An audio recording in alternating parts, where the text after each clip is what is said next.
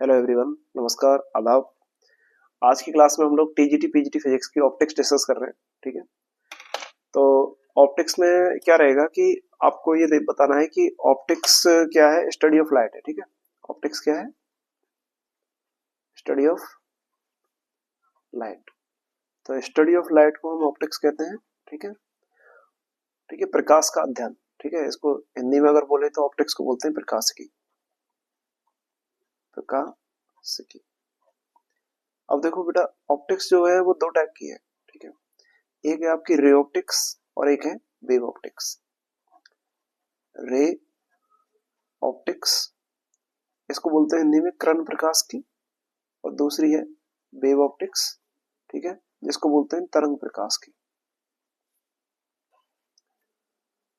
Ray optics और wave optics में एक बेसिक सा डिफरेंस है।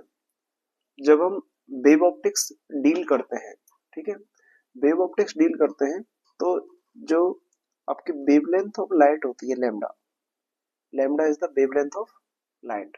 ठीक है, लैम्डा जो वेवलेंथ ऑफ लाइट होती है is the order of dimension of the object. Dimension of the object, या हम ऐसे कह सकते हैं कि ऑब्स्टेकल, ऑब्स्टेकल या ऑब्जेक्ट के साइज का वेवलेंथ का साइज होता है। मतलब जो लाइट आप इंसिडेंट करोगे किसी भी ऑब्स्टेकल के ऊपर, उसका साइज वेवलेंथ के साइज का होगा। तो हम वेव ऑप्टिक्स में डिस्कस करेंगे। ठीक है, रे ऑप्टिक्स का मतलब होता है कि इसमें लैम्डा का वैल्यू बहुत छोटा रहता है। ठीक है, lambda is very very less than compare to dimension of the object या डायमेंशन ऑफ द ऑब्स्टेकल। मतलब आप हिंदी में ऐसे कह सकते हो कि प्रकाश के रास्ते में कोई भी बाधा आती है तो उस बाधा का जो साइज रहेगा, ठीक है, रास्ते में, प्रकाश के रास्ते में कोई भी बाधा आती है, उसका जो साइज रहेगा वो उसका जो डायमेंशन रहेगा वो वेवलेंथ ऑफ लाइट, जो लाइट उस पर इंसिडेंट हो रहा है उसकी लाइट की वेवलेंथ से ज्यादा रहेगा, तो हम उसको रे ऑप्टिक्स में डील करेंगे। ओके, और अगर lambda dimension of the obstacle के लगभग इक्वल है या उससे कम है तो उसको हम वेव ऑप्टिक्स में डील करेंगे। ठीक है, तो ये बेसिक डिफरेंस है रे ऑप्टिक्स और वेव ऑप्टिक्स में। क्लियर? अब देखो, अब हम यहां से आगे बात करते हैं लाइट के बारे में।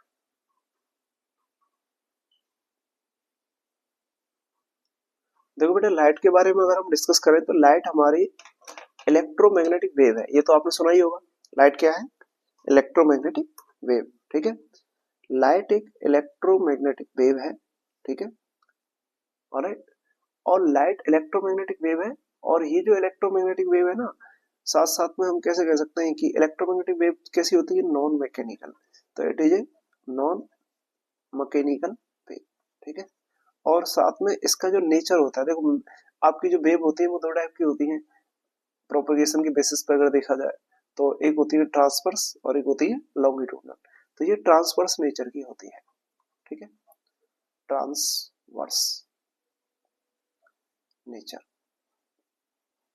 तो अगर हिंदी में कहें तो लाइट क्या है? इलेक्ट्रोमैग्नेटिक वेव है या विद्युत चुम्बकीय तरंग है। लाइट क्या है? विद्युत चुम्बकीय तरंग। लाइट एक विद्युत चुम्बकीय तरंग है जो कि नॉन मैकेनिकल है। ठीक है, नॉन मैकेनिकल का मतलब अयांत्रिक है। ठीक है, अयांत्रिक है और ट्रांसवर्स नेचर की है। ट्रांसवर्स नेचर का मतलब होता है अनुप्रस्थ प्रकृति की है। अनुप्रस्थ प्रकृति की है। अच्छा, सवाल ये आता है कि अनुप्रस्थ प्रकृति का क्या मतलब है? अनुप्रस्थ प्रकृति का मतलब ये होता है कि ऐसी लाइट, ऐसी वेव जिसमें मीडियम के जो पार्टिकल्स होते हैं वो लाइट प्रोपगेशन की डायरेक्शन के परपेंडिकुलर ऑसिलेट करते हैं। मतलब जैसे ये लाइट का प्रोपगेशन का डायरेक्शन हो गया और मीडियम के जो पार्टिकल्स हैं वो ऐसे ऑसिलेट करेंगे इस तरीके से, तो वो अनुप्रस्थ नेचर की लाइट होती है। लेकिन यहाँ पर अनुप्रस्थ नेचर की वेव होती है। ठीक है, लेकिन यहाँ पर हम लाइट की बात कर रहे हैं, और लाइट क्या है? Electromagnetic wave. तो आप जानते हो इलेक्ट्रोमैग्नेटिक वेव में क्या होता है? डायरेक्शन ऑफ प्रोपगेशन तो होता है इस तरीके से ये। ठीक है, और डायरेक्शन ये हो गया डायरेक्शन ऑफ प्रोपगेशन। ठीक है, तो ये हो गया डायरेक्शन ऑफ प्रोपगेशन। ठीक है, और डायरेक्शन ऑफ प्रोपगेशन के परपेंडिकुलर डायरेक्शन में, ठीक है, परपेंडिकुलर डायरेक्शन में इलेक्ट्रिक फील्ड के ऑसिलेशन होते हैं। ठीक है, इधर इलेक्ट्रिक फील्ड के हो गए, और इसके भी परपेंडिकुलर डायरेक्शन में किसके होते हैं, मैग्नेटिक फील्ड के। तो आप कह सकते हो कि electric field oscillate perpendicular to the direction of propagation and magnetic field also oscillate to the perpendicular direction of propagation, ठीक है। और डायरेक्शन ऑफ प्रोपगेशन को के वेक्टर से रिप्रेजेंट करते हैं। तो इलेक्ट्रोमैग्नेटिक वेव में आपने ये देखा हो, ठीक है। तो इस तरीके से हम कह सकते हैं कि ये लाइट क्या है, इलेक्ट्रोमैग्नेटिक वेव है, जिसमें इलेक्ट्रिक फील्ड मैग्नेटिक फील्ड होता है, और जो कि वेव प्रोपगेशन की डायरेक्शन के परपेंडिकुलर होता है। ये एक नॉन मैकेनिकल वेव है, और इसका जो नेचर होता है वो ट्रांसवर्स नेचर का होता है। बात क्लियर है। अब देखो इलेक्ट्रोमैग्नेटिक वेव जो होती है वो 7 टाइप की होती है। उन 7 टाइप की इलेक्ट्रोमैग्नेटिक वेव में ये वाली जो लाइट की हम बात कर रहे हैं यहाँ पर ऑप्टिक्स में हम विजिबल लाइट की डील करते हैं, ठीक है। तो अगर हम बात करें विजिबल लाइट, तो जो आपका विजिबल लाइट है, ठीक है, विजिबल लाइट इलेक्ट्रोमैग्नेटिक स्पेक्ट्रम का एक पार्ट होता है, ठीक है। और विजिबल लाइट का जो रेंज होता है, इसका रेंज, ठीक है, या हम कह सकते हैं इसका वेवलेंथ रेंज। तो वेवलेंथ रेंज इसका होता है 3800 एंगस्ट्रम टू 7800 एंगस्ट्रम, लगभग इतना होता है, ठीक है। तो इस तरीके से हम कह सकते हैं कि लाइट एक जो विजिबल लाइट है उसका रेंज जो होता है वो 3000 एंगस्ट्रम से 7800 एंगस्ट्रम होता है। 3800 जो एंगस्ट्रम होता है वेवलेंथ, ये होता है आपका वॉलेट कलर के लिए, इसके लिए वॉलेट कलर के लिए। और ये वाली जो वेवलेंथ होती है, ठीक है, ये होती है रेड कलर के लिए। तो रेड कलर का वेवलेंथ ज्यादा होता है और वॉलेट कलर का वेवलेंथ कम होता है, और बाकी सभी इसमें आते हैं, ठीक है। और इसका जो स्पेक्ट्रम होता है विजिबल लाइट का, उसमें 7 कलर्स आते हैं, VIPGYOR, ठीक है। ये होता है वॉलेट, ठीक है, वॉलेट। ये होता है इंडिगो, ठीक है, और ये होता है ब्लू, और ये होता है ग्रीन, और ये होता है येलो, और ये होता है ऑरेंज, और ये है लास्ट वाला रेड। तो इस तरीके से 7 कलर्स होते हैं, ठीक है। वॉलेट मतलब बैंगनी, इंडिगो मतलब जामुनी, ब्लू मतलब नीला, ग्रीन हरा, ऑरेंज पीला, ठीक, सॉरी ऑरेंज नारंगी, येलो पीला, और आर का मतलब होता है रेड। इस तरीके से 7 कलर से मिलकर बनी हुई थी आपकी विजिबल लाइट, ओके। इसका वेवलेंथ रेंज जो होता है वो ये रहता है। तो लाइट इलेक्ट्रोमैग्नेटिक वेव है, नॉन मैकेनिकल है, ट्रांसवर्स नेचर की होती है। इलेक्ट्रोमैग्नेटिक वेव में इलेक्ट्रिक फील्ड मैग्नेटिक फील्ड के प्रोपगेशन का जो ऑसिलेशन होता है वो डायरेक्शन ऑफ प्रोपगेशन के परपेंडिकुलर होता है, इसलिए इसका नेचर अनुप्रस्थ है, ठीक है। विजिबल लाइट का जो रेंज होता है वेवलेंथ रेंज, वो 3800 से 7800 के बीच में होता है। इसके स्पेक्ट्रम में 7 कलर्स पाए जाते हैं, ओके। तो ये आपकी व्हाइट लाइट जो होती है वो 7 कलर से मिलकर बनी होती है, क्लियर है, ओके।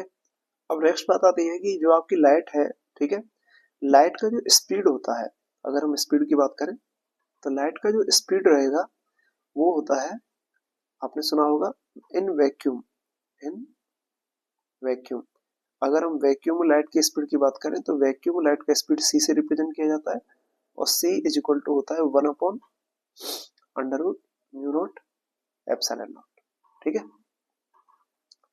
और इसका वैल्यू होता है 3 × 10⁸ मीटर पर सेकेंड, ओके, जो कि कांस्टेंट है, और इसको बोलते हैं maximum speed of the wave, ठीक है। तो ये जो इलेक्ट्रोमैग्नेटिक वेव का मैक्सिमम स्पीड है और सभी इलेक्ट्रोमैग्नेटिक वेव के लिए यही होता है, ठीक है। तो इन वैक्यूम, वैक्यूम मतलब जहां पर कोई भी एयर पार्टिकल भी प्रेजेंट नहीं है, ठीक है, उस जगह पर आपका स्पीड इसका 3 × 10⁸ मीटर पर सेकेंड होता है, या आप कह सकते हो 3 लाख किलोमीटर पर सेकेंड होता है। कितना होता है, 3 लाख किलोमीटर पर सेकेंड। एक सेकेंड में लाइट जो होती है वो 3 लाख किलोमीटर ट्रेवल करती है वैक्यूम, ओके। ये तो हो गया वैक्यूम में। अगर हम स्पीड बात करते हैं इन मीडियम, अगर किसी भी मीडियम में इसका स्पीड चेक करें तो इसका जो स्पीड होता है ना वो मीडियम डिपेंडेंट होता है, ठीक है। तो मीडियम में इसका स्पीड लिखा जाता है v is equal to 1/√μ × epsilon, या फिर इसको आप ऐसे भी लिख सकते हो सी अपॉन एन। तो मीडियम के लिए म्यू एप्सिलॉन आ जाएगा, या फिर इसको लिखा जा सकता है सी अपॉन एन। और एन को क्या बोलते हैं? Refractive index. एन को क्या बोलेंगे? Refractive index of the medium. ध्यान रखना, रिफ्रैक्टिव इंडेक्स जो है वो डायमेंशनलेस और यूनिटलेस क्वांटिटी है, ठीक है। डायमेंशनलेस भी है और यूनिटलेस भी है। ऑलराइट, तो ये होता है।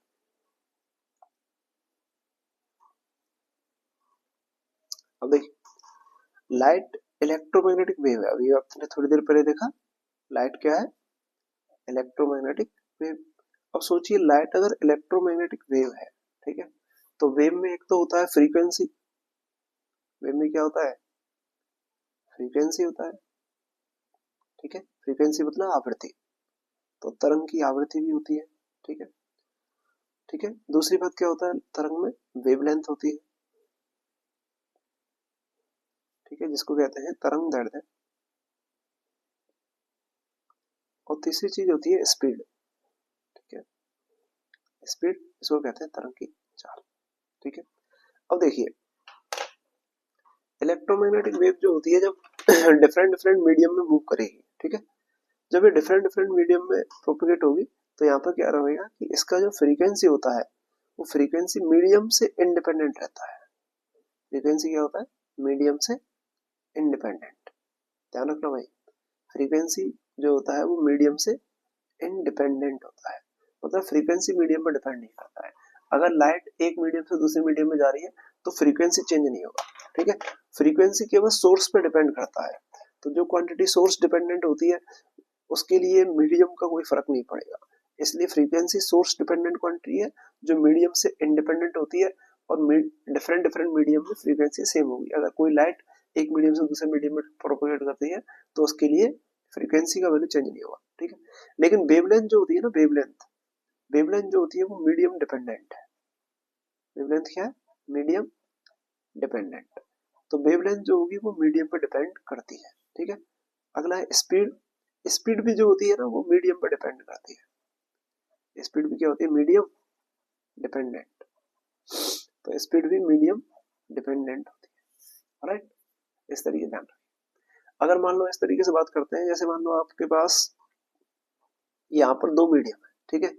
ये एक आपके पास इस तरीके से एक सरफेस है, ठीक है, और ये सरफेस जो है वो दो मीडियम को सेपरेट कर रहा है, ठीक है। एक मीडियम है जिसका रिफ्रैक्टिव इंडेक्स n1 है, और एक मीडियम है जिसका रिफ्रैक्टिव इंडेक्स n2 है, ठीक है। तो अगर लाइट इस तरीके से प्रोपेगेट कर रही है, एक मीडियम से दूसरे मीडियम में जा रही है, ठीक है, ये हमने एक नॉर्मल ले लिया, यहाँ पर एक नॉर्मल लाइन खींच लेते हैं। तो अगर लाइट एक मीडियम से दूसरे मीडियम में इस तरीके से जा रही है, ठीक है, जैसे मान लेते हैं कि लाइट इस तरीके से आई, यहाँ पर इस सरफेस पे इंसिडेंट हुई, और यहाँ से लाइट एक मीडियम से दूसरे मीडियम में जाएगी तो बेंड हो जाएगी थोड़ी बहुत, ठीक है। इस तरीके से मान लेते हैं कि ये इधर बेंड हो गई, ठीक है, ऐसे। तो अब देखिए लाइट का यहाँ पर बेंड हो गई। अब इसका मान लेते हैं कुछ पार्ट जो है वो इधर चला गया, और इसका कुछ पार्ट जो है वो इधर भी चला गया, ठीक है, ऐसे करके मान लेते हैं। तो इस तरीके से हम कह सकते हैं कि पार्शियली रिफ्लेक्ट हो गई और पार्शियली रिफ्रैक्ट हो गई, ठीक है। तो यहाँ पर देखो, इसका फ्रीक्वेंसी इस मीडियम में f1 है, फ्रीक्वेंसी स्पीड इस मीडियम में v1 है, और वेवलेंथ इस मीडियम में λ1 है, ठीक है, n1 मीडियम। तो यहाँ पर भी फ्रीक्वेंसी f1 रहेगा, वेवलेंथ v1 रहेगा, और स्पीड v1 रहेगा और वेवलेंथ λ1 रहेगा पहले मीडियम में। तो देखिए मीडियम चेंज नहीं हुआ है, यहाँ से ये लाइट आई इधर चली गई, तो इस वाले पार्ट के लिए मीडियम चेंज नहीं हुआ है। तो जब मीडियम चेंज नहीं हुआ है तो इसका मतलब ये सभी तो सेम मीडियम में सेम ही रहेंगे, ठीक है। लेकिन यहाँ से यहाँ आने पर मीडियम क्या हो गया है? चेंज हो गया है। अब मीडियम चेंज हो गया तो यहाँ पे फ्रीक्वेंसी मान लो क्या हो जाएगी? फ्रीक्वेंसी मान लेते हैं अभी के लिए f2 हो गई, ठीक है, वेव स्पीड v2 हो गई, और वेवलेंथ क्या हो गई? λ2। लेकिन हमने क्या कहा है? फ्रीक्वेंसी जो होती है वो मीडियम इंडिपेंडेंट होती है। इसका मतलब क्या हो गया कि फ्रीक्वेंसी f1 और f2 क्या रहेंगे? आपस में बराबर है, ठीक है। तो फ्रीक्वेंसी जो होती है वो मीडियम इंडिपेंडेंट होती है, ध्यान रखिए। फ्रीक्वेंसी क्या होती है? Medium independent. तो इसलिए f1 बराबर क्या रहेगा? f2 रहेगा। बताइए फ्रीक्वेंसी आपने पढ़ रखा होगा ये वाला रिलेशन यहाँ पर, ठीक है। देखो v is equal to F into lambda, ये रिलेशन आपने पढ़ रखा है कि स्पीड जो होती है वो फ्रीक्वेंसी इंटू वेवलेंथ होती है, ठीक है।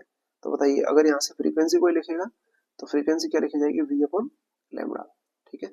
तो बताइए यहाँ पर f1 का वैल्यू क्या हो जाएगा, v1 अपॉन लेमडा 1, और f2 इज इक्वल टू क्या हो जाएगा, v2 अपॉन लेमडा 2, ठीक है। यहाँ से अगर आप लिखोगे तो ये लिखा जाएगा v1 upon v2 is equal to lambda 1 upon lambda 2। इसका मतलब ये हो गया कि ये रिलेशन आपको मिल गया, ठीक है।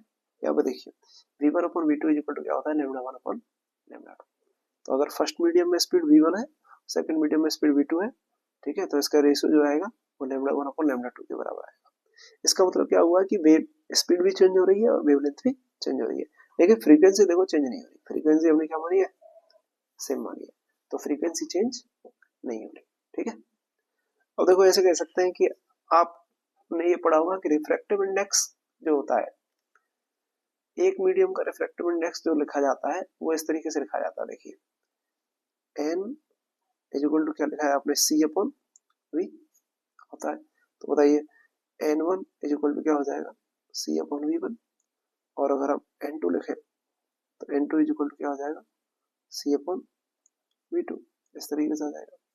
तो बताइए अगर हम n2 अपॉन n1 करते हैं, n2 अपॉन n1, तो n2 अपॉन n1 करोगे तो यहाँ पे क्या आ जाएगा, n2 अपॉन n1 करते ही यहाँ पे आ जाएगा v1 अपॉन v2, सही है।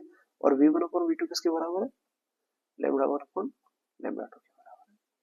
तो अगर आप एक मीडियम का दूसरे मीडियम के सापेक्ष एक मीडियम का रिफ्रैक्टिव इंडेक्स n1 है, दूसरे का n2 है, और दोनों का रेशियो करोगे ना तो ये v1 अपॉन v2 के बराबर आएगा लेमडा 1 अपॉन लेमडा 2, ठीक है। ध्यान रखिए रिफ्रैक्टिव इंडेक्स जो आएगा सेकंड मीडियम का और फर्स्ट मीडियम का, दोनों का जो रेशियो आएगा वो v1 अपॉन v2 बराबर लेमडा 1 अपॉन लेमडा 2 के बराबर आएगा। तो देखिए n2 अपॉन n1 है, तो देखिए v1 अपॉन v2 बराबर क्या आ रहा है, लेमडा 1 अपॉन लेमडा 2, ठीक है। तो अगर कोई यहाँ से लेमडा 2 का वैल्यू निकालता है तो लेमडा 2 इज इक्वल टू क्या आ जाएगा, लेमडा 2 इज इक्वल टू आ जाएगा लेमडा 1 अपॉन लेमडा 2 निकालता है लेमडा 1 इनटू में क्या आएगा, n1 अपॉन n2, ठीक है। ऐसे लिख सकते हैं, या फिर इसको ऐसे भी लिख सकते हैं, लेमडा 1 अपॉन में n21। n21 का क्या मतलब है, n21 का मतलब है refractive index of second medium with respect to first medium. n21 का क्या मतलब है, refractive index of second medium, refractive index okay of second medium, ठीक है। तो ये हो जाएगा refractive index of second medium second with respect to first. तो ये n21 का मतलब ये होता है, ठीक है। तो देखिए दूसरे मीडियम में जो वेवलेंथ होगी लेमडा 2 वो कैसे निकल रही है, फर्स्ट मीडियम की वेवलेंथ अपॉन में n21। n21 क्या हो गया, दूसरे मीडियम का फर्स्ट मीडियम के रेस्पेक्ट में रिफ्रैक्टिव इंडेक्स, ठीक है। तो इस तरीके से आ जाएगा, तो आप इस तरीके से निकाल सकते हैं, ऑलराइट, ओके। इस तरीके से लिख सकते हो। अगर कोई कहेगा v2 निकालो, ठीक है, तो सिमिलरली v2 आ जाएगा। देखो v2 इज इक्वल टू क्या हो जाएगा, v2 इज इक्वल टू, अगर v2 का वैल्यू कोई निकालेगा यहाँ से इसके टर्म में, ठीक है, तो ये हो जाएगा lambda 1 n1 upon n2, sorry v2 is equal to क्या हो जाएगा, v2 इज इक्वल टू क्या हो जाएगा, v1 आएगा, है ना, v1 n1 अपॉन n2। तो इसको कोई क्या लिख सकता है, v1 अपॉन में n2, ऐसे लिखा जा सकता है, ठीक है। तो ये हो गया रिफ्रैक्टिव इंडेक्स। तो रिफ्रैक्टिव इंडेक्स फर्स्ट मीडियम में स्पीड v1 है, ठीक है, और इसमें आप रिफ्रैक्टिव इंडेक्स का डिवाइड कर दोगे सेकंड मीडियम का respective index with respect to first medium, तो आपको सेकंड मीडियम में स्पीड मिल जाएगा। तो आप ये रिलेशन याद रखो, ठीक है।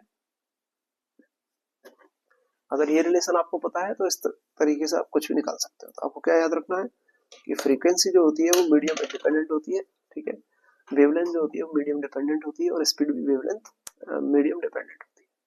ऑलराइट।